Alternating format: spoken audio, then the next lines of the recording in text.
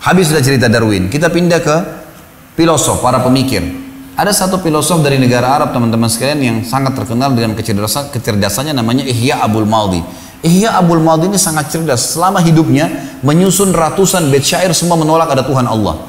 Kalian mengaku Tuhan kalian Allah mana? Perlihatkan sama saya mau ngobrol, saya mau begini, saya mau begitu. Dibantah semua. Datangkan ayat, tidak dipercaya Al-Quran. Sunnah Nabi, tidak dipercaya. Lalu bagaimana caranya menjelaskan ke orang ini? Subhanallah, sebelum dia meninggal dunia, dia menyusun 20 bait syair. 20-20-nya ini membantah syair dia sendiri yang ratusan itu. Dia mengatakan begini, syairnya diangkat oleh para ulama akidah untuk memperingatkan kepada kita tentang pentingnya beriman kepada Allah. Dia mengatakan, jitu wala adri min aina jitu. Saya lahir di muka bumi ini, sampai di ranjang kematian ini saya tidak tahu dari mana asal saya.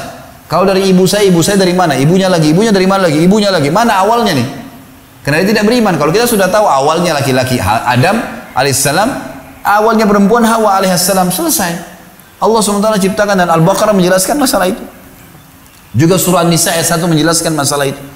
Tapi jelas dia begini, dia tidak yakin, gitu kan. Maka dia bilang, fawajadtu amamit tariq, masyaitu dzalika syi'tu am abaitu. Lalu saya dapat di depan mata saya sebuah sistem pada saat saya lahir di muka bumi ini, saya mau atau tidak mau harus saya laluin. Seperti misalnya pergantian siang malam, harus dilaluin. Gak bisa, gak ada orang yang bisa nolak. Gak ada yang bisa tahan malam, gak ada yang siang. Kemudian fungsi-fungsi anggota tubuh, mata melihat, telinga mendengar, hidung menghirup, lidah mengecap, bibir mengucap, tangan memegang, kaki melangkah. Semua punya fungsi-fungsi. Dan tidak bisa dialihfungsikan. Gak bisa mata dipakai makan, misalnya kuping dipakai melihat. Sudah begitu, lahir sudah begitu. Ada sistem. Mau tidak mau harus dilalui. Manusia semuanya, bayi, anak-anak, remaja, tua, mati. Sistem yang luar biasa. Dia bilang, saya dapat sebuah sistem. Saya mau tidak mau harus saya laluin. Dari mana sistem ini? Dia bilang, lastu adri.